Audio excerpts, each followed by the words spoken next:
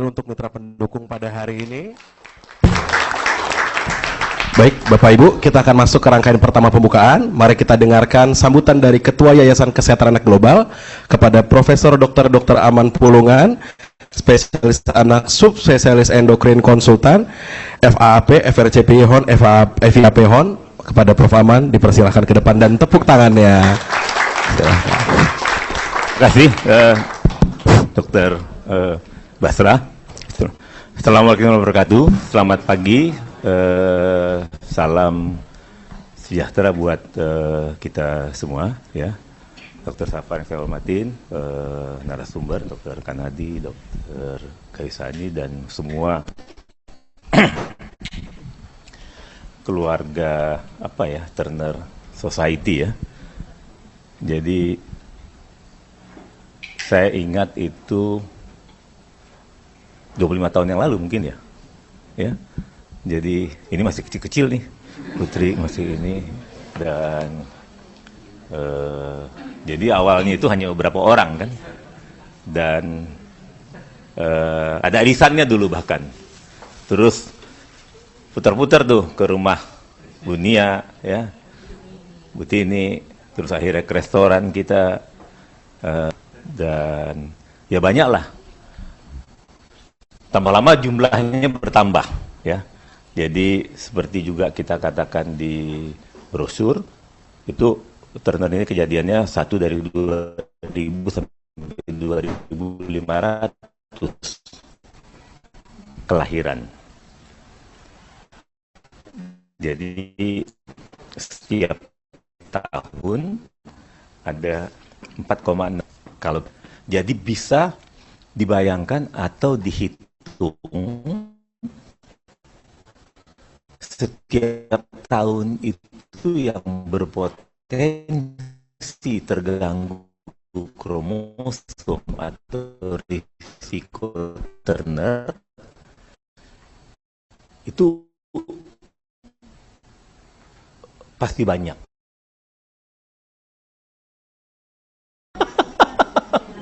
Dia ketua dulu kalau nggak salah, ya. Dia dulu ketuanya nih, mengangkat diri sendiri katanya. Ya kan?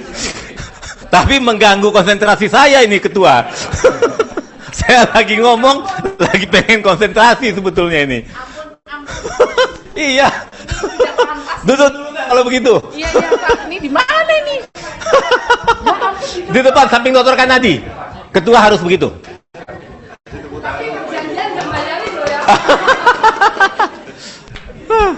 Nah, jadi kan bisa dibayangkan jumlahnya itu banyak, tapi dalam jalannya laboratorium kita itu udah bisa meriksa. Jadi akhirnya jumlahnya kan banyak sekarang yang mozaik. Dan mozaik ini juga dengan variasi yang persentasenya dari yang ekstrim mozaiknya ini bisa 50% sampai yang sedikit. Dan yang kita dapat yang mozaiknya ini berbeda-beda jadinya. Nah, inilah kalau saya rasa yang kita harus Pak Nuk ini dari rambutnya hitam ke putih dan sampai punya mirip-mirip saya udah. Nah, tetapi ada satu hal kalau saya lihat yang harus tetap kita lakukan, edukasinya ini tidak boleh berhenti. Untuk apa? Untuk quality of life-nya jadi. Jadi kita butuh nih duta-dutanya ini kalau saya bilang, ya, Karin, Putri, dan lain-lain semua ini. Maaf kalau saya nggak ingat semua nama-namanya, ya, karena ini yang pertama-pertama jadi pasien saya, jadi saya ini, ya. Dan yang lain-lain tentu sekarang ada yang bahkan yang dari bayi itu banyak yang sudah terdiagnosis, ada beberapa pasien saya. Research-nya ini kan juga berkembang, jadi mohon maaf memang, kebetulan ya belakangan ini terlalu banyak yang saya urus, istri saya juga marah. Jadi katanya harus fokus. Nah, kebetulan kita ada yayasan. Awalnya ini Yayasan Kesehatan Anak Global ini kita fokus di luar negeri banyak. Jadi bahkan kita merunning International Pediatric Association itu, dan kita banyak kegiatan dengan Australia, dengan Kanada, dengan WHO. Nah,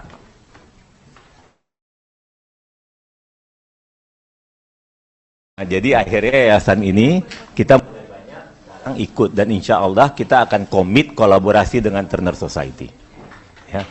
Nah, jadi hal yang harus memang kita lakukan lagi, tentu kalau untuk pemeriksaan nanti kromosum dan lain-lain hal-hal ini kita insya Allah kita support memang dari dari yayasan bisa, tapi kita lebih fokus ke arah pendidikan.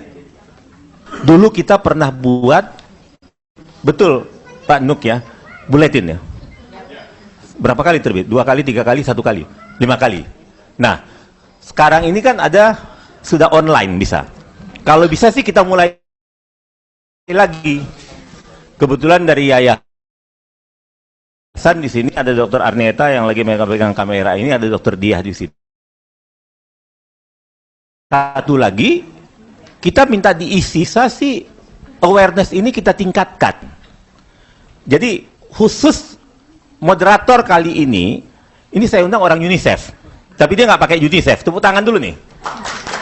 Jadi Dr. Basra ini dia dari UNICEF. Kalau ada outbreak campak di Madura, besok dia udah di sana. Dikirim. Kalau ada kejadian banjir di Tamiang, lusanya dia udah di sana. Dia terbang ke Malaysia, besoknya udah sampai di Tamiang. Jadi ini orang hebat. Dan kalau dia nulis, itu bisa sampai ke istana bahkan mungkin. Jadi, nggak, saya serius jadinya. Jadi memang kerjanya sehari-hari dia di risk communication, ya, untuk masalah kesehatan dari UNICEF. Nah, mungkin nanti berikutnya setelah ini saya minta Dr. Basra bisa nanti masalahnya, dan kita lihat kan range-nya dari bayi sampai yang sudah 30-an. Yang misalnya harusnya memang dokter endokrin, dan akhirnya nanti harus ke dokter kanadi semua kan, coba. Tepuk tangan dulu dokter kanadi. Yang memang tidak ini cukup lama, dan dokter Gaisani nanti tepuk tangan juga. Dan masalahnya saya ini kalau bicara, saya harus lihat jam, susah berhenti. Jadi istri saya bilang, tambah lama udah kayak opung-opung. Ya, cucu saya udah 4. Dan opung-opung itu kalau bicara, susah berhenti. Ya, dan kalau di Sumatera, opung-opung itu bicara, kalau salah pun harus dibetulkan. Apalagi kalau dia bicara betul kan. Nah, untuk Rumah Sakit Pondok Indah, Dr. Safa ada di sini. Terima kasih. Kalau bisa tidak bosan-bosan. Kalau bisa sih kita rutin bisa. Ya, mungkin nanti paling nggak mungkin nanti beberapa kali setahun, atau nanti kita lihat mungkin nanti forum diskusinya nanti yang kita lakukan. Dan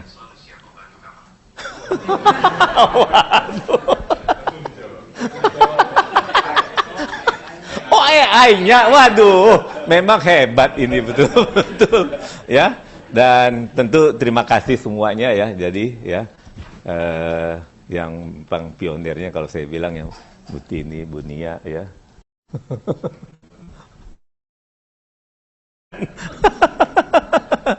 Ya. Tentu semuanya yang ada di sini, mohon maaf saya tidak mungkin memang bisa sebutkan ya. Dan bapaknya nggak usah saya sebutkan lah, Pak Heri memang nggak ini, yang penting ibunya saya sebutkan kan. Apa? Kenapa?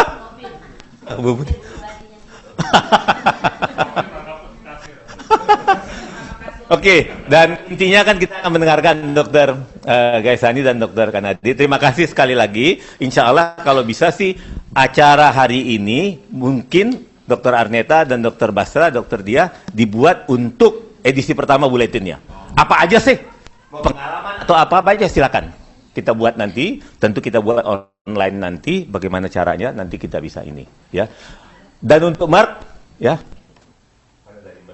Saya tadi nih. Makasih banyak Dok. Ya, dengan timnya semua dari Merck. Kalau bisa jangan bosan. Ya, jadi tetap rutin. Kenapa? Dr. Robi udah lama nggak ada. Dr. Robi udah lagi kan? Udah lama dia pindah dia kemana-mana. Dulu sampai Dr. Robi namanya ya. Oke, terima kasih buat semua yang mendukung. Mohon maaf kalau ada yang lupa saya sebutkan. ya. Insya Allah acara pada hari ini berkah dan juga bermanfaat buat semuanya. Billahi taufik wal hidayah. Wassalamualaikum warahmatullahi wabarakatuh. Waalaikumsalam warahmatullahi wabarakatuh. Tepuk tangan dulu untuk Prof. Aman. Oh, terima kasih Prof. Sudah dikenalkan juga tadi. Ya Bapak Ibu, kita lanjut ke sesi kedua. Kita dengarkan juga kata sambutan dari Koordinator Medis RSPI Pondok Indah kepada Dr. Ahmad Safar, Magister Administrasi Rumah Sakit. Waktu dan tempat dipersilahkan. Assalamualaikum warahmatullahi wabarakatuh. Selamat pagi. Selamat pagi. Salam sejahtera bagi kita semua. Yang saya hormati Prof. Aman selaku Ketua dari Yayasan Kesehatan Anak Global ya Prof. Dr. Kanadi, Dr. Gaisani, Bapak Ibu serta adik ini banyak saya lihat ya yang datang ya. Halo, apa kabar? Baik ya, sehat-sehat ya. Oh, ada yang online juga. Yang online juga apa kabar? Pada pagi hari ini kita dapat berkumpul di ruang yang sederhana ini untuk sama-sama mungkin mendengarkan paparan edukasi dari Dr. Kanadi dan Dr. Gaisani. Mudah-mudahan apa yang akan disampaikan bukan hanya sekedar untuk menjadi edukasi, tapi juga menjadi pencerahan bagi Bapak Ibu dan terkait dengan sindrom Turner. Sebagaimana kita ketahui kan sindrom Turner ini memang sangat komprehensif ya. Jadi memang deteksi dini dan tentunya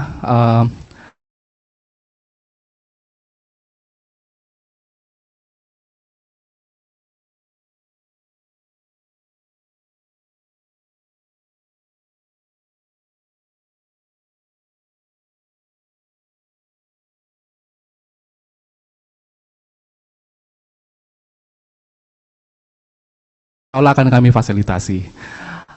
Dan pada kesempatan pagi ini tentunya kami juga dari Rumah Sakit Pondok Indah ingin menyampaikan bahwa selain kami selalu menyediakan layanan yang selalu berfokus pada pasien, tentunya kami juga berkomitmen untuk terus menyiapkan mungkin pemeriksaan yang untuk mendukung pemeriksaan kesehatan, juga tentunya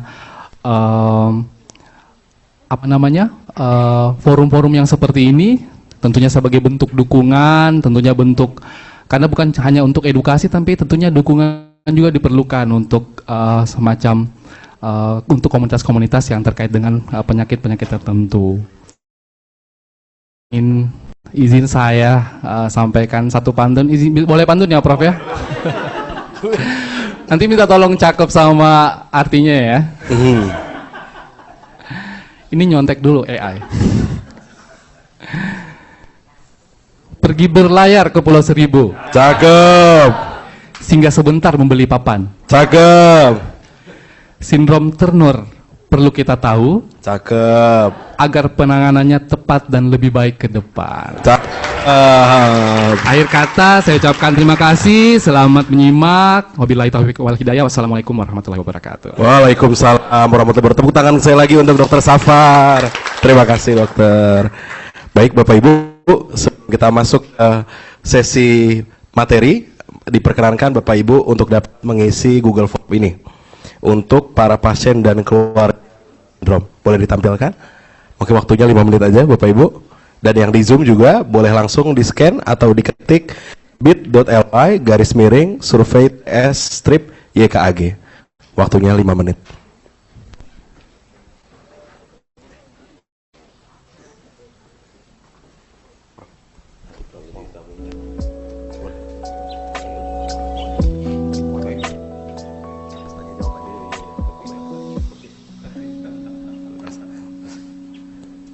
Baik, boleh disimpan nanti sambil diisi ya Bapak Ibu.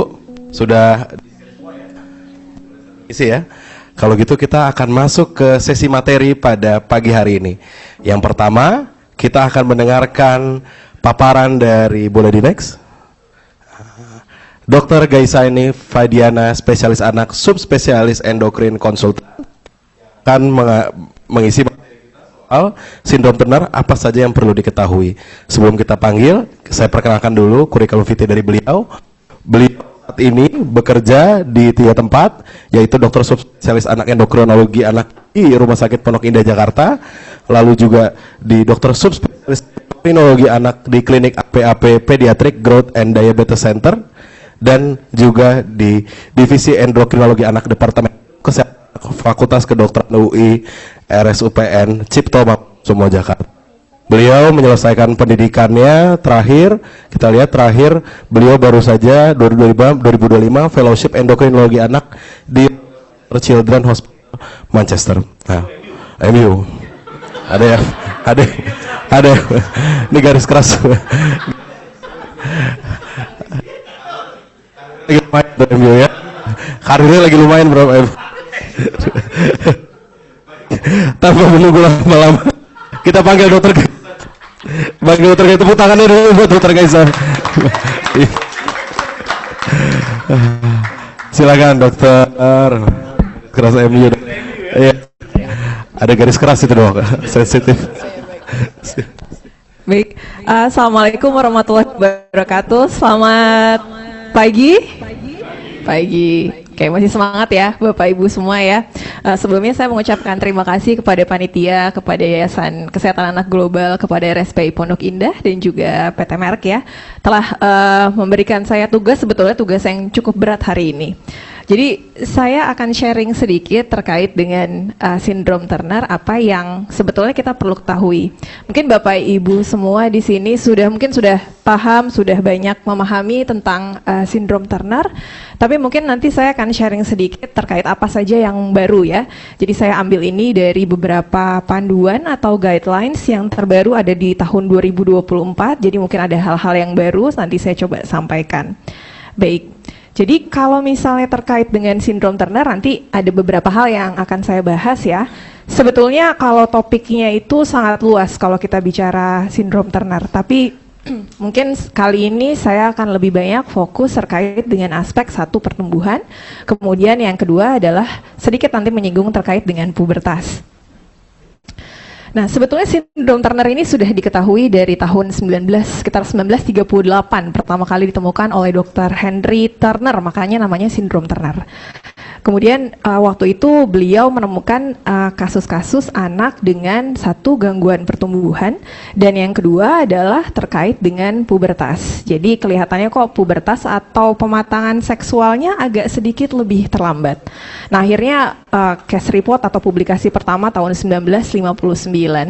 Jadi sebenarnya kalau dibayangkan Bapak Ibu, sindrom Turner ini sudah lama sekali diketahuinya sampai sekarang. Tapi sebetulnya apa saja sih perkembangannya dan apa sebetulnya yang kita dapatkan ini, apakah sudah ada perkembangan ke arah yang lebih baik? Nah, ini kita akan nanti bahas ya.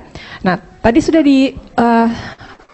diungkit ya di depan ya, bahwa sebetulnya angka kejadiannya ini sebetulnya cukup sering. Kalau 1 banding 2000, kita bayangkan ada hampir 5 juta anak yang lahir setiap tahun, maka angkanya akan sebetulnya banyak sekali ya, jumlah anak-anak yang sebetulnya berpotensi untuk mengalami kelainan kromosom. Jadi kalau sindrom Turner ini utamanya adalah terkait ada masalah di kromosom X-nya.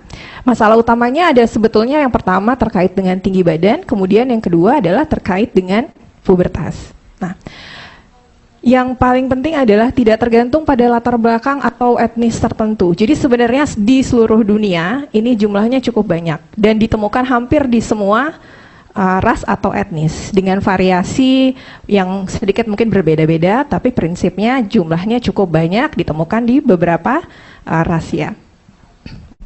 Nah, kenapa sebetulnya sindrom Turner ini bisa terjadi? Nah, mungkin kalau misalnya Bapak Ibu ada yang mungkin sudah tahu ya.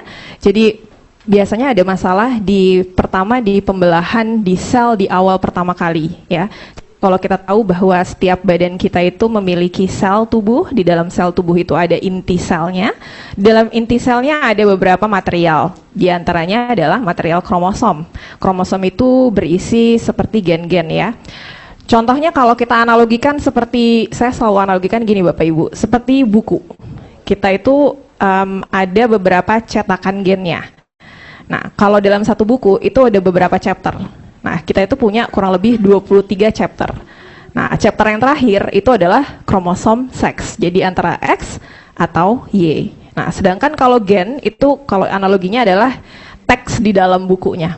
Jadi kalau misalnya ada kehilangan satu chapter, itu pasti akan ada perubahan banyak sekali gen yang hilang.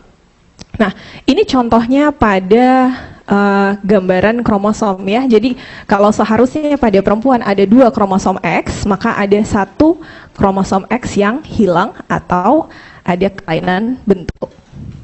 Nah, ada beberapa sebetulnya jenis dari Turner. Yang paling banyak di sini memang tentu adalah yang sifatnya monosomi. Monosomi berarti hanya 1 kromosom X-nya. Ini ada sekitar 40 sampai 50%. Kemudian berikutnya adalah mozaik. Jadi kalau mozaik itu contohnya di dalam badan kita ya Bapak Ibu ada banyak sekali sel-sel ya.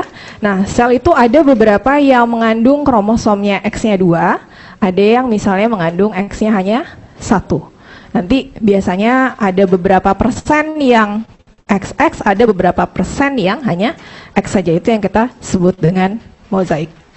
Nah, kemudian ada juga yang sifatnya membentuk struktur seperti ring. Jadi yang 1 kromosomnya harusnya dia bentuknya lurus, tapi kemudian dia akan membuat struktur seperti ring ya. Ada juga yang sifatnya terjadi delesi atau misalnya ada yang hilang ya sebagian. Ini juga akan menyebabkan gejala dan tanda sindrom Turner. Nah, sebetulnya kapan sindrom Turner ini terdiagnosis? Data ini saya ambil dari tahun 2022, jadi tahun setelah sindrom Turner ini diketahui, rata-rata kalau kita lihat, sebagian besar diagnosisnya itu terjadi pada usia 15 tahun. Jadi, kita bayangkan sebetulnya kalau ini contohnya namanya violin plot ya, jadi seperti biola ya bentuknya. Jadi kalau Turner syndrome, itu kalau dilihat di sini mungkin lebih mudah. Jadi ada beberapa yang sudah terdiagnosis di sini ya pada saat usia 0, kemudian mencapai puncaknya baru pada usia 15 tahun. Jadi bisa dibayangkan sebagian besar anak-anak dengan sindrom Turner itu baru terdiagnosis setelah dia mencapai usia yang seharusnya mengalami pubertas, menstruasi, gitu ya. Padahal kalau kita lihat tadi ingat angkanya 1:2000 Bapak Ibu, berarti sebenarnya jumlahnya sudah cukup banyak yang terlewat pada periode 15 tahun pertama. Nah, angka 15 tahun ini sangat penting karena nantinya akan berkaitan dengan potensi terutama terkait tinggi badan. Nah, kita lihat di sini kalau saya ambil 1 kromosom X, ternyata di dalamnya itu ada beberapa gen. Tadi ya kalau 1 chapter isinya ada beberapa huruf gitu ya. Cetakan-cetakan huruf yang ada urutan-urutannya. Nah, kalau misalnya 1 chapter hilang atau misalnya ada kelainan, maka akan ada cetakan-cetakan tadi yang hilang. Nah, contohnya di sini ada beberapa gen yang salah satu yang kita highlight adalah SHOX ya. SHOX ini yang mengatur terkait dengan perawakan pendek atau pertumbuhan. Tapi ada beberapa gen-gen lain yang ini akan berkaitan dengan beberapa hal yang kita harus waspadai. Misalnya terkait dengan fungsi pendengaran ya, kemudian resiko terjadinya diabetes, kemudian ada beberapa hal lain yang memang harus kita pantau nanti ke depannya. Oke, nah ini contoh beberapa tanda dan gejala sebetulnya. Ini saya ambil contoh pada bayi. Jadi ada yang khas ya di sini adalah ada limfedema. Jadi ada kelainan di sistem limfa, makanya terlihat ada penumpukan di sini. Jadi ada pembengkakan biasanya ditemukan pada tangan, pada kaki, di belakang leher ya. Kemudian bisa lehernya terlihat agak sedikit lebih pendek dan ada garis rambut yang lebih ke bawah posisinya. Ya. Kemudian di sisi di sini bisa ditemukan yang namanya yang short fork metacarpal. Jadi bagian jari yang keempat bisa mengalami pemendekan. Kemudian kalau misalnya kita lihat ini kalau dari contoh dari textbook ya. Pertama kita bisa lihat di sini ada low set ear, jadi posisi telinga yang bisa agak lebih rendah. Kemudian short neck atau web neck. Kemudian ada cubitus valgus ya. Jadi daerah di sini. Kemudian ada wide space nipple atau lebih lebar. Kemudian di sini juga bagian ankle-nya ya, ini sama prinsipnya terjadi limfedema, jadi terlihat agak sedikit bengkak. Nah, sebetulnya ada beberapa hal di sini gejala yang bisa muncul, tapi ini sangat bervariasi. Tidak harus semuanya ada, tapi kalau misalnya diambil beberapa yang paling sering, itu yang paling sering adalah gangguan pertumbuhan. Jadi 95% hampir 100% anak-anak dengan sindrom Turner itu mengalami gangguan pertumbuhan. Nah, selanjutnya adalah gangguan pubertas.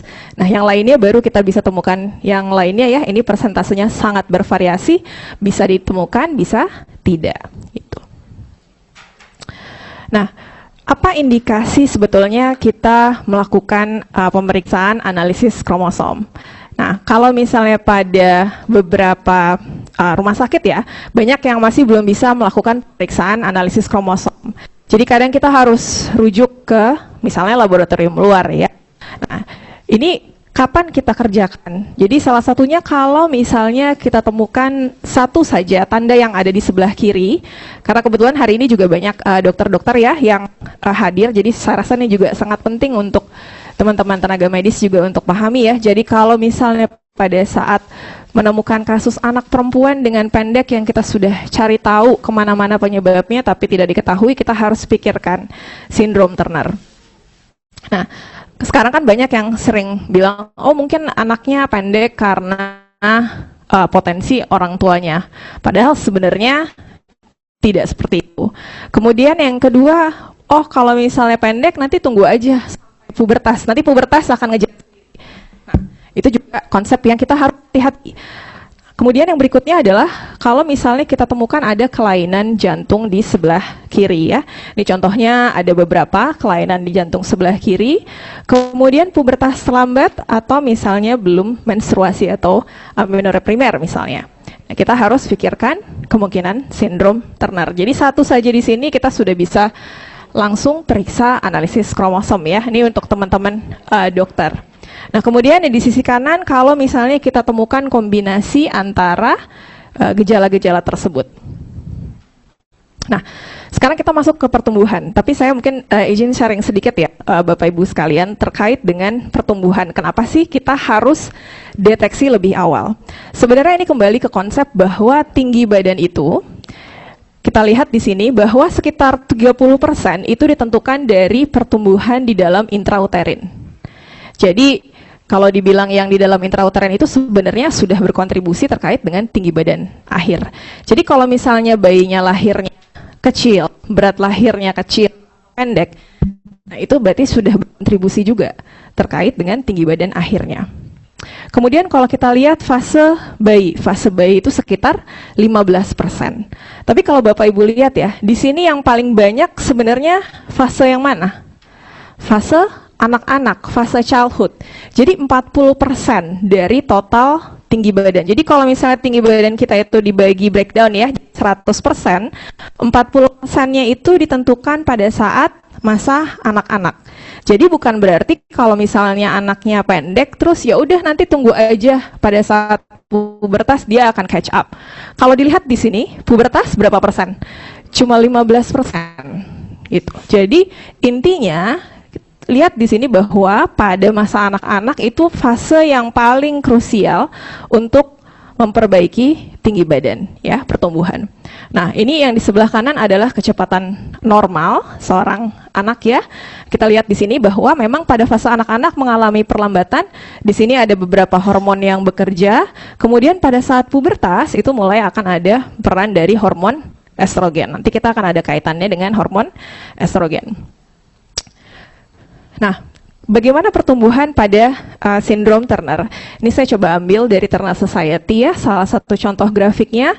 Yang warna merah adalah kurva standar, kemudian yang di bawah ini adalah kurva yang spesifik untuk Turner syndrome yang tidak diobati dengan growth hormone. Jadi kita bisa lihat bahwa ada perbedaan pola pertumbuhan dan juga tinggi badan akhir seorang anak dengan sindrom Turner dan yang tanpa sindrom Turner gitu.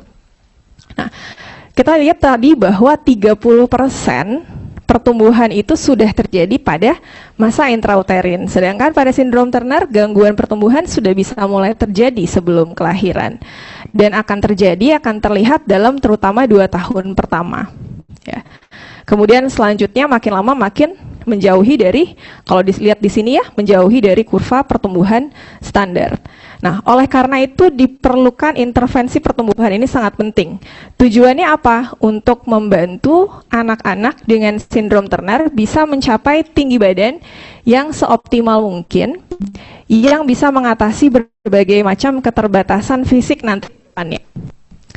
Misalnya contohnya, mungkin kalau untuk terkait sama pekerjaan mungkin nggak ada terlalu yang khas ya untuk tinggi badan, tapi lebih banyak ke psikososial sebetulnya. Ada terkait dengan rasa percaya diri, terutama masa remaja ya.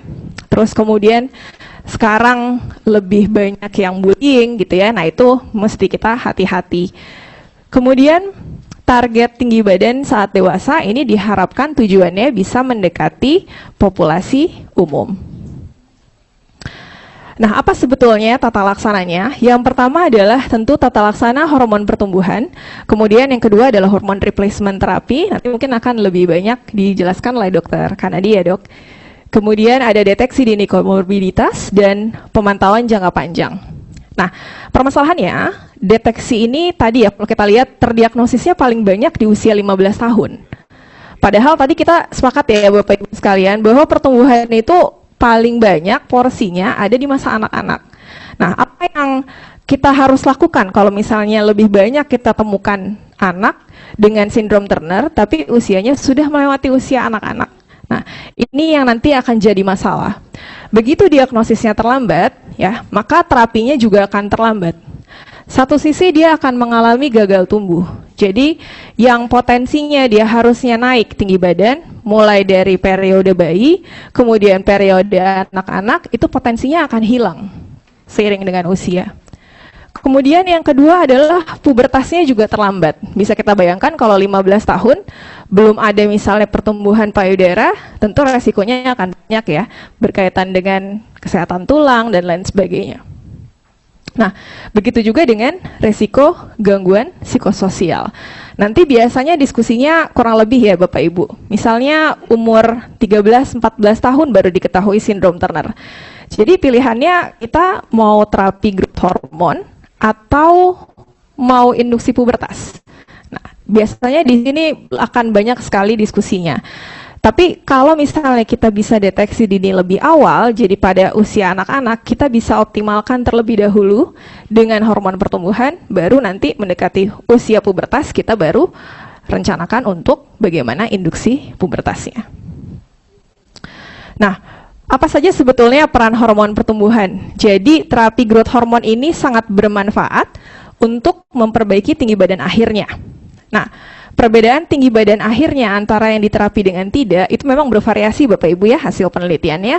Tapi rata-rata kalau diterapi sekitar 5,5 sampai 7,5 tahun, itu akan ada perbedaan sekitar 5 sampai 8 cm. Jadi antara anak-anak yang tidak diterapi growth hormone dengan anak dengan sindrom Turner yang diterapi dengan growth hormone. Nah, ada beberapa faktor prediktor. Faktor prediktor itu berarti faktor-faktor yang kalau misalnya ini ada, ini kemungkinan besar terapinya akan berhasil. Yang pertama adalah tinggi badan awal saat mulai terapi growth hormone. Jadi kalau misalnya dimulai terapi growth hormone terlalu jauh, jadi sudah lebih terlambat, otomatis dia makin jauh dari kurva pertumbuhan. Kemudian yang kedua memang ada peran tetap potensi tinggi badan genetik. Jadi tinggi badan orang tua yang lebih tinggi itu juga salah satu faktor prediktornya. Kemudian inisiasi terapi growth hormone pada usia yang lebih muda. Jadi kalau misal lebih muda ya, kita masih bisa mengembalikan potensi kenaikan tinggi badannya sejak awal. Kemudian durasi terapi growth hormone yang lebih panjang, terutama kalau dibandingkan dengan pada saat waktu memulai induksi pubertas. Jadi kalau misalnya kita punya lebih banyak waktu untuk terapi growth hormone sebelum dilakukan induksi pubertas, itu luaran tinggi badannya akan lebih bagus. Kemudian ini juga berhubungan dengan dosis growth hormone yang lebih tinggi. Nah, terapi growth hormone ini bisa diberikan seawal mungkin. Kalau berdasarkan rekomendasi yang terbaru ya di 2024, mereka menggunakan cut off sebenarnya angka 2 tahun sudah bisa diberikan growth hormone. Kalau misalnya kita temukan ada kecepatan pertumbuhan yang menurun. Jadi kalau misalnya dari kurva, kita biasanya kalau Bapak Ibu ya punya buku vaksin, di situ ada kurvanya, ya itu harus dilihat. Di situ kalau ada penurunan kecepatan pertumbuhan, kita harus hati-hati. Ya, jadi jangan tunggu sampai betul-betul jauh di bawah kurva atau sampai betul-betul pendek baru kita periksa ya, Pak sih. Tapi begitu ada kecepatan pertumbuhan yang menurun, walaupun tinggi badannya masih normal, tapi ke arahnya udah mau turun nih sebentar lagi. Nah, kita mesti hati-hati ya. Kemudian kalau sudah pendek, jelas di usia 2 tahun, sebetulnya kita bisa pertimbangkan untuk terapi. Kemudian terapi yang digunakan di sini adalah contohnya somatropin dengan dosis awalnya agak lebih tinggi, 45-50 mikrogram per kilogram per hari. Nah, ini biasanya dosisnya agak sedikit lebih tinggi dibandingkan dengan anak-anak dengan yang kekurangan hormon pertumbuhan ya. Nah, apa saja yang dipantau? Satu, tentu ada beberapa laju pertumbuhan, kita ukur setiap 6 bulan ya. Kemudian ada beberapa yang harus kita lihat, dan sampai kapan kita berikan terapi growth hormone, itu sampai usia tulangnya 14 tahun atau kecepatan pertumbuhannya kurang dari 2 cm per tahun ya. Ini salah satu contoh studi, sebetulnya sudah agak lama ya, tapi di sini gambarannya cukup baik ya. Kalau dilihat di grafik yang sebelah kiri, itu yang grafik sebelah kiri adalah anak-anak dengan sindrom Turner yang mendapatkan terapi growth hormone. Sedangkan yang di kanan, ini ya, kita lihat di sini tinggi badan akhirnya masih di bawah ya, grafik yang sesuai dengan Turner syndrome. Tapi kalau yang mendapatkan terapi, lihat di sini dia paling tidak di atas kurva yang spesifik sindrom Turner, tapi dia sudah mulai masuk ke kurva pertumbuhan referensi. Nah, kalau kita lihat di sini ada beberapa yang mendapatkan terapi growth hormone ya, itu tinggi badan akhirnya bisa lebih tinggi daripada anak-anak yang dengan Turner syndrome yang tanpa mendapatkan terapi growth hormone ya. Jadi intinya adalah kita harus mulai terapi seawal mungkin. Nah, untuk pubertas ini salah satu yang paling kita penting untuk tahu ya. Jadi kalau perempuan ditandai dengan breast budding. Breast budding itu yang stage yang kedua. Jadi sudah muncul adanya jaringan payudara. Ini biasanya kalau kita raba, itu teraba seperti kayak disk ya, kayak koin di bawah areolanya. Nah, itu tanda dari pubertas. Nah, ini sebetulnya tahapan dari pubertas, mungkin saya agak cepat sedikit. Nah, kenapa kita kok kayaknya pengen banget kita mulai terapi growth hormone sebelum kita mulai induksi pubertas? Karena ini sebetulnya Bapak Ibu, estrogen itu punya 2 efek. Estrogen itu yang pertama adalah dia punya efek stimulasi dari aksis growth hormone dan IGF-1. Jadi pada saat pubertas itu ada fase akselerasi. Kalau tadi Bapak Ibu ingat ya di grafik di awal itu ada percepatan tuh naik kecepatan pertumbuhannya. Itu growth spurt, fase akselerasi. Itu bisa naik karena apa? Karena efek dari estrogen. Tapi estrogen itu punya efek satu lagi. Dia ke growth plate. Jadi pada saat yang sama dengan dia menaikkan kadar atau menaikkan tinggi badan, ya, pada saat yang sama pula dia mempercepat penutupan celah pertumbuhan. Ini contohnya ya, ini bone age. Jadi mungkin Bapak Ibu pasti udah pernah cek ini ya. Jadi yang kalau 10 tahun, puan kita lihat di sini ya, ini adalah growth plate-nya masih terbuka. Ya, ini 10 tahun belum pubertas. Begitu ada estrogen berarti kan akan naik tuh, ada growth spurt ya, naik tinggi badannya cepat. Pada saat yang sama, lihat di sini di usia 14 tahun, bone age-nya sudah menutup. Itu kenapa tadi di awal salah satu rekomendasinya, kapan kita bisa stop terapi growth hormonnya, kalau usia tulangnya sudah mendekati usia 14 tahun. Karena kalau dilihat di sini, sudah hampir menutup. Jadi mungkin potensi tinggi badannya sudah lebih sedikit.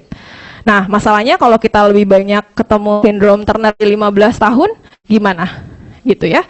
Nah, makanya itu penting sekali kita diagnosis sedini mungkin. Nah, ini mungkin saya agak cepat saja ya untuk di bagian ini. Jadi sebenarnya rekomendasinya bisa dimulai dari usia 11 sampai 12 tahun dan khususnya untuk anak-anak yang baru terdiagnosis lebih dari 12 tahun bisa diberikan simultan bersamaan dengan terapi growth hormone. Oke. Nah, ini adalah pemantauannya ya. Jadi ada yang kita kerjakan mulai pada saat baru lahir, kemudian pada fase anak, fase dewasa ya. Ada beberapa yang harus kontrol rutin setiap tahun, ada yang setiap 3 sampai 5 tahun sekali. Ya, ini juga kita harus periksa beberapa fungsi pendengaran, fungsi penglihatan ya, terutama juga risiko osteoporosis kita harus evaluasi. Ya.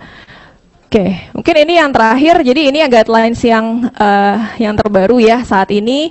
Untuk yang versi Bapak Ibu mungkin di sini versi awamnya ada ringkasannya di Turner Syndrome Society ya. Jadi saya rasa di sini juga yang terbaru ya di 2023. Kalau di IDAI kita sudah punya juga ya, tapi ini mungkin agak lebih lama ya 2017. Oke. Baik, mungkin ini yang terakhir dari saya. Jadi sindrom Turner ini salah satu kelainan pada kromosom X ya, yang mengganggu pertumbuhan dan juga terkait dengan pubertas. Jadi sangat penting untuk kita diagnosis dini supaya kita bisa tata laksana secara seawal mungkin ya. Dan nantinya terapi hormon pertumbuhan ini sangat bermanfaat untuk meningkatkan tinggi badan akhir dan tentu nanti akan ada pemantauan jangka panjang ya untuk memastikan bahwa luaran atau hasil terapi dan kualitas hidupnya akan mencapai yang optimal. Baik, mungkin ya sekian dari saya, mudah-mudahan bermanfaat. Saya kembalikan kepada Dr. Basra. Assalamualaikum warahmatullahi wabarakatuh. Waalaikumsalam warahmatullahi wabarakatuh. Terima kasih Dr. Gaisani. Dr. Gaisani nanti dipanggil lagi dok ya, sesi tanya jawab. Iya, baik. Tadi kita sudah belajar banyak. Tadi perumpamaannya bagus ya Bapak Ibu ya. Soal buku ada babnya, ada chapternya ya. Nah, sekarang kita ke narasumber kedua. Tadi Dr. Gaisani sudah banyak bahas soal pertumbuhan, sudah mulai menyinggung pubertas. Nah, kita akan mengundang narasumber kedua kita, boleh dikenalkan dulu. Namanya Dr. Kanadi Sumapraja, spesialis obstetrik ginekologi, subspesialis fertilitas endokrinologi reproduksi, ya MSc. Nah, beliau sekarang banyak aktif di FKUI, masih aktif ya dok ya, sebagai staf divisi medis dan juga staf pendidik ya dok.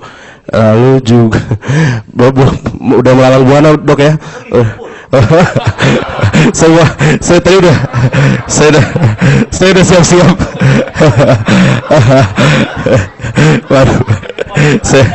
Waduh, saya tahan-tahan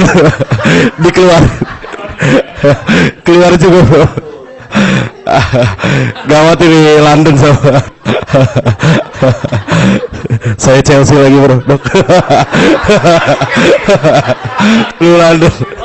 Saya Chelsea dok. Iya, saya Chelsea. Udah saya singgung-singgung, waduh gawat ya. Baik, tanpa menunggu lama-lama, Dr. Kanadi dipersilakan ke depan untuk mengisi sesi kedua, memahami pubertas dan kesehatan reproduksi sindrom Turner. Silakan dok. Guys. Terima kasih Dr. Basra atas kind introduction-nya. Ya, sekali lagi terhormat Prof.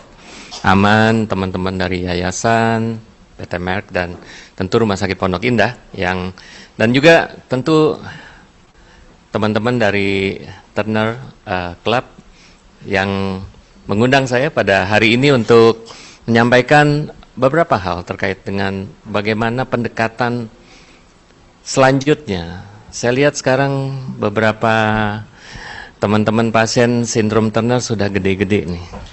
Ya, bahkan udah hampir ngalahin opungnya nih kayaknya. Ya, jadi saya pikir mungkin memang sudah saatnya bahwa penanganan sindrom Turner ini sudah harus bersifat seamless. Jadi artinya peralihan itu harus smooth. Dan kita harus katakanlah seias kata seperti tadi Dr. Gaisani bilang bahwa ada beberapa hal yang memang harus dimonitor pada tata laksana penderita sindrom Turner. Dan sekali lagi ini memang betul-betul bersifat multidisiplin. Dan tentu saya yakin banyak hal, karena ini terkait dengan perempuan. Dan kita tahu perempuan punya dream, ya, semua perempuan punya dream. Dan tentu kita tahu semua bahwa Perempuan tentu dalam aspek kemasyarakatan posisinya dalam komunitas tentu sangat unik. Kenapa? Karena katanya women is a foundation of the state. Ya, katanya kalau perempuan itu nggak dijaga nih, negara nih bisa goyah. Ya, karena perempuan ya mau nggak mau kita nggak bisa deny dia punya specialty yang tidak dimiliki oleh laki-laki. Apa itu? Meneruskan keturunan. Itu apa spesialnya seorang perempuan. Nah, oleh karena itu dalam hal ini tentu ada beberapa hal yang seringkali menjadi sebuah isu yang sering ditanyakan, dan apalagi juga kita tahu bahwa hal yang dialami oleh penderita sindrom Turner juga sesuatu hal yang katakanlah uncorrectable. Jadi artinya dia harus terus bergaul. Nah, ini terus menimbulkan sebuah pertanyaan, apakah ini safe? Ya, melakukan penggunaan hormon begitu panjang dan seterusnya. Saya pikir ini sesuatu hal yang harus kita clearkan dalam hal ini. Oleh karena itu, dalam kesempatan ini saya ingin memberikan sedikit katanya sharing terkait dengan masalah tadi pubertas. Kenapa saya tidak ingin mengulang lagi, tapi pemahaman tentang pubertas ini menjadi basic konsep dalam hormonal treatment. Jadi hormonal treatment itu bukan asal kasih hormon, bukan. Kita harus melihat fisiologi, back to physiology. Jadi seperti tadi Dr. Gaisani sudah memperlihatkan ada sequence dalam pubertas itu, dan itu ada artinya. Ya, seringkali saya ditanyakan oleh pasien orang tua. Karena di RSCM juga ada beberapa pasien sindrom Turner yang sudah sampai juga ke poliklinik obstetri dan ginekologi, dan seringkali mindset dari orang tua itu adalah kapan sih anak saya mens? Kok nggak mens juga sih? Jadi pola berpikirnya utamanya tuh kayaknya endpointnya, goalnya adalah mens. Apakah benar? Nah, ini yang mungkin perlu kita katakanlah clearkan dalam hal ini sehingga kita paham. Karena itulah pemahaman tentang pubertas ini penting. Dan tentu selanjutnya terkait dengan kesehatan reproduksi. Ya, saya seringkali menyatakan saya tidak men-treat sindrom Turner. Karena sekali lagi tadi sudah disampaikan berulang-ulang bahwa ini adalah sebuah kondisi yang congenital, sebuah bawaan. Ya. Siapa yang bisa melakukan reparasi pada kehilangan kromosom X yang tadi disampaikan Dr. Gaisani? Saya bilang saya tidak men-treat. Tapi seringkali perkataan melakukan terapi hormon itu menjadi sesuatu yang berbeda, dipahami oleh orang tua pasien. Disangkanya kita men-treat sindrom Turner. Ini sesuatu hal yang saya pikir harus diklarifikasi. Jadi sekali lagi, kalau kita melihat fase kehidupan seorang perempuan, memang kalau kita lihat sangat krusial memang di fase-fase adolesen. Disinilah seorang perempuan ini bertransformasi. Dan kalau kita lihat transformasi ini, kadang fisiknya itu terlampau cepat dibandingkan dengan kematangan emosional, kematangan kedewasaan dan lain sebagainya. Makanya sering kita lihat kadangkala fisiknya udah bisa hamil tapi otaknya sebenarnya belum dewasa. Ya, kita di bagian obstetri ginekologi seringkali mendapatkan unwanted pregnancy dari teenage, ya, umur 13-14 tahun datang melahirkan di RSCM. Ini memperlihatkan bahwa as physical mereka itu wanita dewasa, tapi sebagai konteks berpikirnya belum. Nah, ini memperlihatkan bahwa memang fisik ini sering datang sebelum kematangan kedewasaan.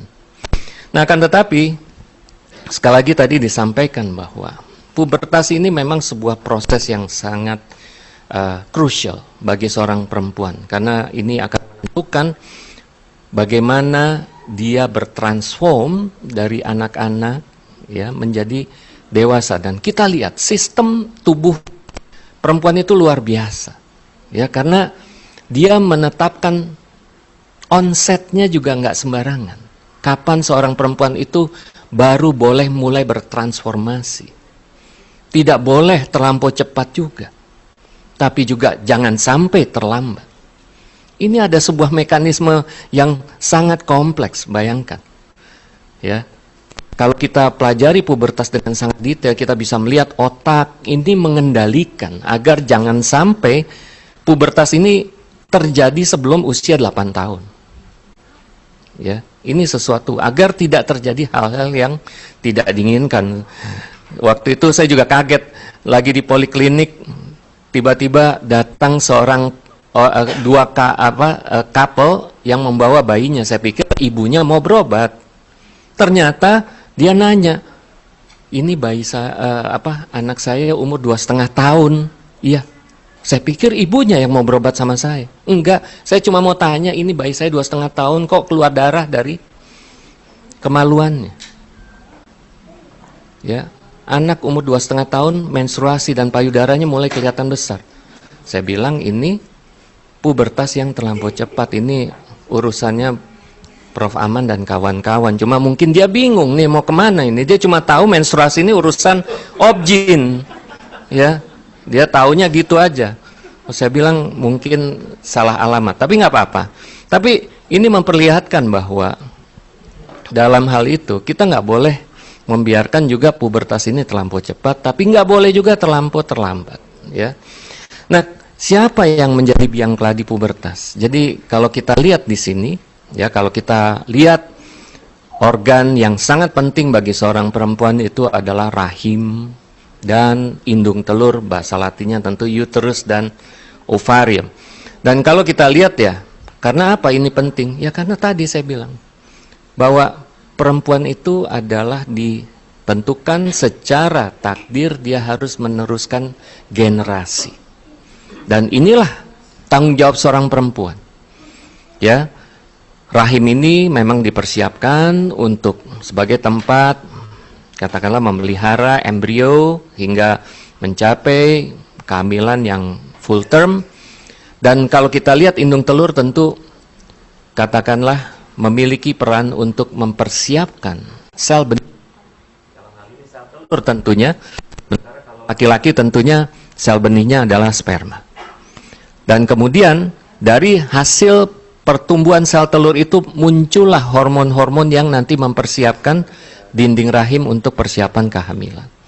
Dan kalau semua persiapan itu sudah tidak dibutuhkan karena memang tidak ada kehamilan yang terjadi, maka semua akan dikeluarkan sebagai darah menstruasi. Jadi kita lihat, darah menstruasi atau kejadian menstruasi sebenarnya adalah hanya sebuah end product dari proses persiapan kehamilan yang tidak jadi. Ya, kemarin saya baru pulang dari Kongres Endometriosis. Salah satu pembicara ya di forum tersebut ya menyatakan bahwa sumber dari problem perempuan salah satunya adalah karena dia memiliki darah menstruasi. Lalu kemudian forum ribut dong. Kalau gitu pada tanda tanya. Jadi menurut Anda menstruasi itu penting nggak? Jadi dia bilang nggak penting.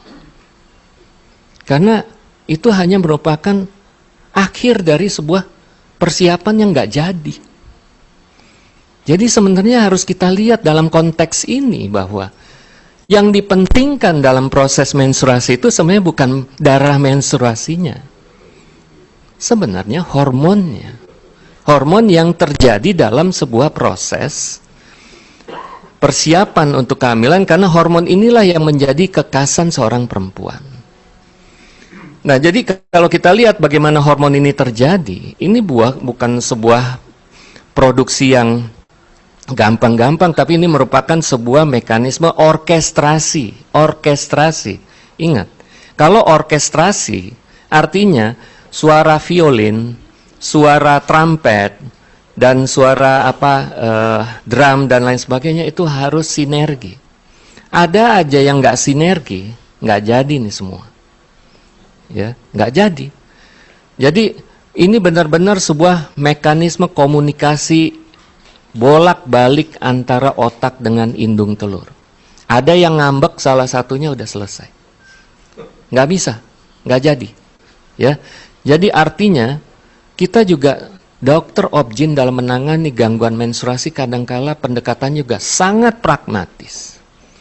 Karena kalau kita lihat menangani orang dengan gangguan haid, ya kadangkala to be honest kita nggak tahu ujungnya yang mana. Bayangkan kalau ada orang ngambek antara otak dengan indung telur, yang mulai ngambek siapa? Nggak tahu siapa yang duluan. Kita datang dua-duanya udah ngambek, ya mau tanya nggak bisa, ya. Jadi ya udahlah kalau mereka ngambek terus akhirnya haidnya nggak datang, ya udah haidnya dipicu. Haidnya berantakan, ya haidnya diatur. Jadi pendekatannya sangat-sangat pragmatikal. Ya, jadi bukan sesuatu nggak tahu siapa yang duluan ngambek juga nggak tahu. Mau diperiksa, ya. Oke. Nah, sekarang permasalahannya adalah kalau kita lihat hormon yang dihasilkan dari indung telur itu, kalau kita bicara perempuan, hormon ini adalah sebuah signal. Signal yang kemudian ditangkap oleh organ yang sangat spesifik, yang kita sebut sebagai target organ. Kenapa? Karena dia punya reseptor yang spesifik terhadap hormon itu. Layaknya kalau kita mau dengar radio Prambors, ya gelombangnya harus 102,2. Iya kan? Kalau enggak ya kalau enggak ya kita nyambungnya radio yang lain, mungkin radio yang sedang kasih ceramah ya nggak nyambung nanti, ya. Jadi artinya sama. Masih, Prof. Masih. Ya, jadi artinya kalau target organ itu mau menangkap hormon estrogen, dia harus punya reseptor estrogen. Dan kalau kita lihat hormon estrogen itu kerjanya pada perempuan itu dari head to toe, ya, dari ujung kepala sampai ujung kaki. Dan inilah yang sebenarnya merupakan hal yang penting pada seorang perempuan, karena hormon estrogen ini hormonnya perempuan. Nah, tentu saja kalau kita lihat, kalau seorang penderita sindrom Turner kehilangan kemampuan untuk memproduksi hormon estrogen, maka bisa kita lihat, ya, apa yang bakal terjadi pada tubuhnya. Ya, pasti dia akan kehilangan sesuatu. Nah, tadi sudah disampaikan Dr. Gaisani, saya tidak akan ulang lagi bahwa estrogen akan menimbulkan perkembangan payudara, tapi saya hanya ingin kasih lihat pada Bapak Ibu sekalian dan juga adik-adik penderita bahwa pada pubertas itu bukan menstruasinya yang datang dulu, payudaranya yang tumbuh dulu. Kenapa?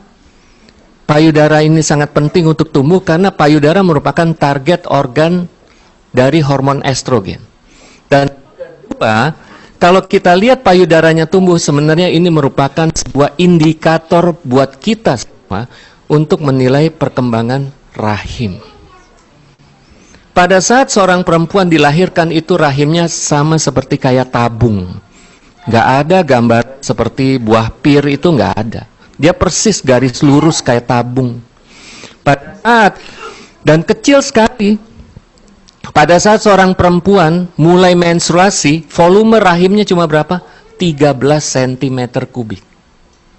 Jadi saya kalau melakukan ultrasonografi pada transrektal, pada kasus-kasus gangguan menstruasi yang hormon estrogennya tidak ada, kita bisa lihat volume rahimnya itu di bawah 13 cm kubik dan bentuk rahimnya seperti tabung atau kita kenal sebagai tubuler. Ya. Nah, jadi artinya dalam hal ini sangat penting kita menilai perkembangan payudara. Karena biasanya pada saat menarki umumnya rata-rata perkembangan payudara sudah mencapai rata-rata di M3. Tadi Dr. Gaisani sudah dengan sangat baik memperlihatkan piktogram dari perkembangan payudara. Nah, itulah merupakan indikator dari perkembangan rahim. Jadi sebenarnya pada saat payudara itu tumbuh, rahim itu juga sedang tumbuh.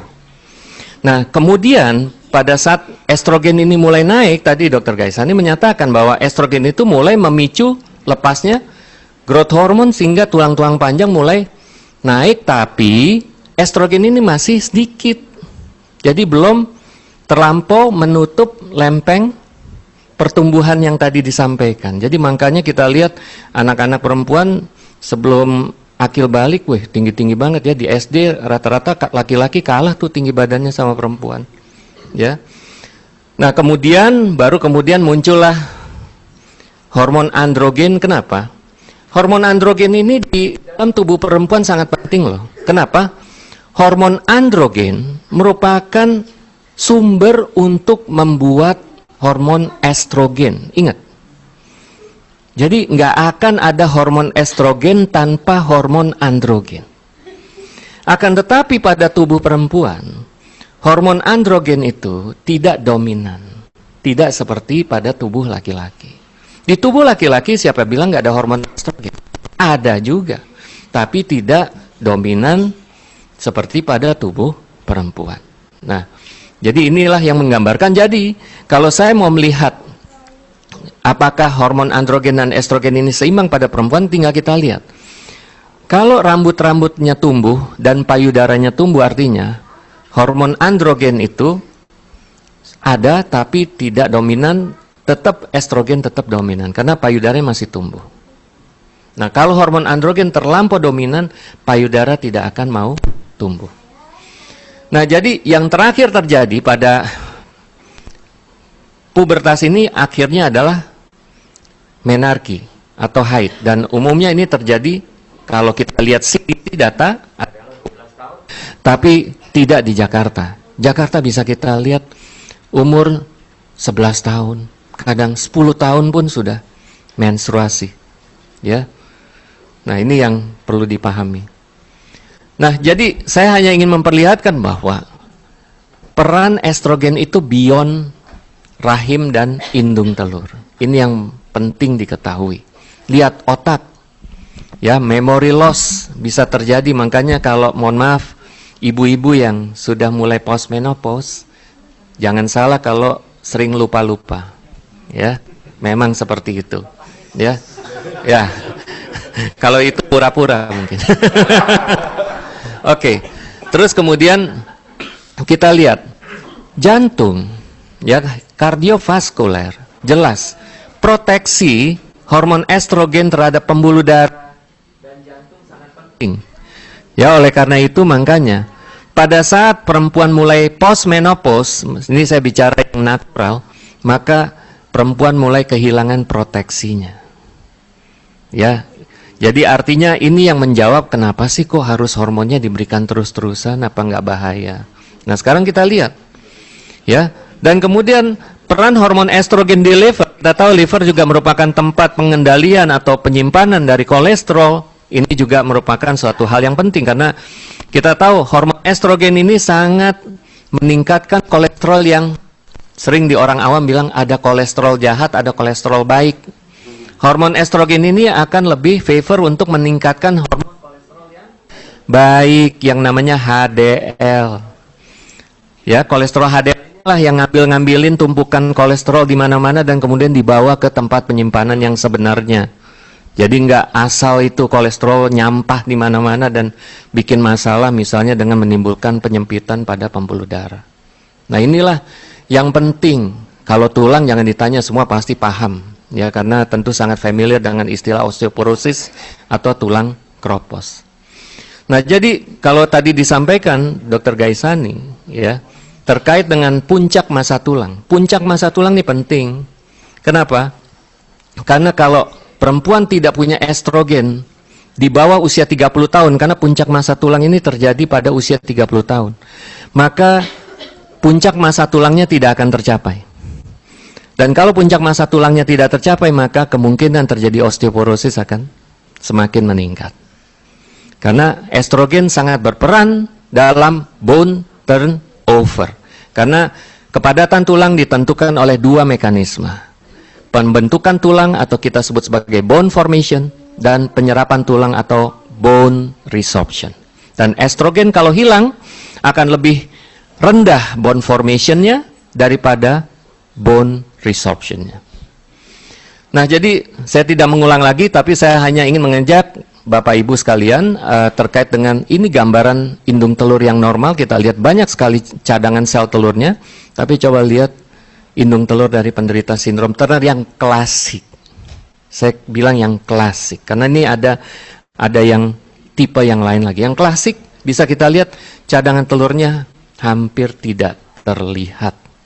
Dan inilah kenapa bisa terjadi, karena nggak ada sel telur, nggak akan ada estrogen, maka tidak mungkin terjadi pubertas, tidak mungkin terjadi haid, perkembangan seks sekunder berhenti, kesuburan hilang, dan potensi hilang proteksi dari estrogen sehingga muncul gangguan-gangguan kesehatan. Kenapa saya highlight kesuburan hilang? Karena tadi, problem utamanya adalah sel telur. Nah, masalahnya sampai saat ini, kita tidak mampu menghasilkan sel telur. Saya cerita bahwa pada saat seorang bayi perempuan dilahirkan ke dunia, maka sel telur yang ada pada indung telurnya itu mencapai kurang lebih 2 juta. Lalu kemudian pada saat seorang perempuan menarki atau haid pertama kali di usia 11 atau 12 tahun, sisa sel telurnya tinggal 400.000. Lihat, terjadi declining yang sangat cepat dari 2 juta ke 400.000.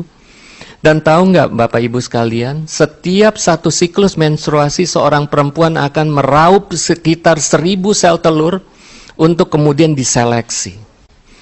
Mekanisme kompetisi itu terjadi kurang lebih 180 hari. Jadi sel telur yang keluar pada menstruasi ibu bulan ini adalah merupakan kompetisi yang sudah terjadi dari sejak 180 hari yang lalu, yang diikuti oleh 1.000 kompetitor dan hanya ada 1 sel telur yang keluar sebagai pemenang. Itulah kenapa bisa kita lihat siklus haid itu sebenarnya boros. 1.000 sel telur cuma keluar 900 sekian dibuang begitu saja. Makanya dalam program in vitro fertilization atau bayi tabung, dalam satu siklus haid kita bisa memanipulasi hormon dengan demikian rupa sehingga kita bisa mendapatkan sel telur lebih dari 1. Karena memang pada satu siklus haid memang banyak sekali sel telur yang direkrut untuk ikut kompetisi, tapi yang menang cuma 1. Nah, kalau di program bayi tabung gitu sengaja tuh dihilangkan tuh mekanisme seleksi yang ketat itu. Jadi yang menang bisa lebih banyak lagi. Nah, sebenarnya konteksnya seperti itu. Nah, jadi artinya penanganan sindrom Turner yang pertama jelas, kita harus mengadres hormon estrogen yang hilang. Ya, tentu suli hormon. Saya nggak mau sebenarnya nggak ingin bilang terapi, karena ini sering disalahartikan. Ya, saya pernah punya pasien yang kemudian dilakukan induksi pubertas pada saat anaknya menstruasi, nggak datang-datang lagi pasiennya. Tiba-tiba datang setahun kemudian, dok, iya, kenapa? Anak saya nggak haid lagi, udah setahun lah. Ya, kenapa? Iya, waktu itu kan udah haid, saya pikir udah sembuh. Jadi saya nggak datang-datang lagi. Nah, ini makanya terapi ini sangat misleading. Jadi, dan mindset orang tua hanya menstruasi sebagai goal. Padahal bukan itu. Yang kita jadikan goal adalah tidak ada estrogen, di-replace. Karena si pasien masih punya rahim, tentu potensi dia masih bisa datang bulan. Nah, tentu mekanisme datang bulan ini harus diatur. Ya, jadi ini yang menjadi hal. Nah, tentu yang tadi menjadi kontroversi dan sampai saat ini masih menjadi sesuatu hal yang sedang dipersiapkan adalah fertility preservation atau penyelamatan fungsi kesuburan. Tapi sekali lagi ini benar-benar merupakan sebuah pekerjaan besar yang harus melibatkan kedua sisi, karena ini sangat ditentukan oleh kapan diagnosis sindrom Turner ini ditegakkan, dan yang kedua, apakah yang bersangkutan masih memiliki sel telur. Tapi tentu saja ini bukan semudah membalik tangan, karena kalau kita lihat dari algoritma jelas, Kalau kita melakukan fertility preservation pada anak-anak, artinya apa? Kita harus menguliti indung telurnya, dan kemudian kulit dari indung telur itu kita simpan di dalam sebuah tank yang bersuhu kira-kira minus 196 derajat Celcius. Jadi kita melakukan cryopreservation. Tapi mengambilnya tentu harus dengan tindakan pembedahan. Nah, sekarang apakah anak-anak itu memahami tindakan yang akan dilakukan? Dan yang kedua, pilihannya adalah kalau dia sudah lebih gede, ya, maka yang dilakukan adalah semacam prosedur bayi tabung. Jadi anak-anak itu disuntik agar sel telurnya jadi gede-gede, lalu kemudian diambil satu-satu dan kemudian telur itu di-preserve. Nah, apakah mereka memahami hal ini? Nah, ini merupakan sebuah diskusi yang menurut saya sangat menarik dan sangat challenging, karena ini juga ada dampak etika dan hukum. Jadi saya pikir ini sesuatu yang masih cukup kontroversial. Ya, jadi kesimpulannya tadi saya pikir bahwa sindrom Turner ini kondisi yang congenital, kehilangan satu kromosom X, menyebabkan terjadinya penurunan telur yang cepat sehingga kegagalan fungsi indung telur, kegagalan produksi estrogen, menyebabkan gangguan pubertas, dan akhirnya menimbulkan juga potensi gangguan kesehatan karena kehilangan proteksi dari estrogennya. Dan tentu penanganannya tadi penggantian hormon yang hilang, dan in the future maybe fertility preservation. Saya pikir itu saja yang ingin saya sampaikan pada hari ini. Terima kasih atas perhatiannya. Wassalamualaikum warahmatullahi wabarakatuh. Waalaikumsalam warahmatullahi wabarakatuh. Dr. Kanadi boleh